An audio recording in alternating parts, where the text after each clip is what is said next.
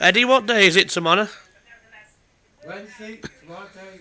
What is it to do with fires? We're in between last bonfire night and next bonfire night day. And what are you going to call tomorrow? between bonfire night day. We'll call it between bonfire night day.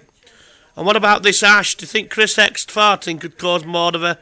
I think in my opinion, Dave, this volcano ash, I think if Chris X farted, it'll pollute the clouds more, man, the atmosphere up there.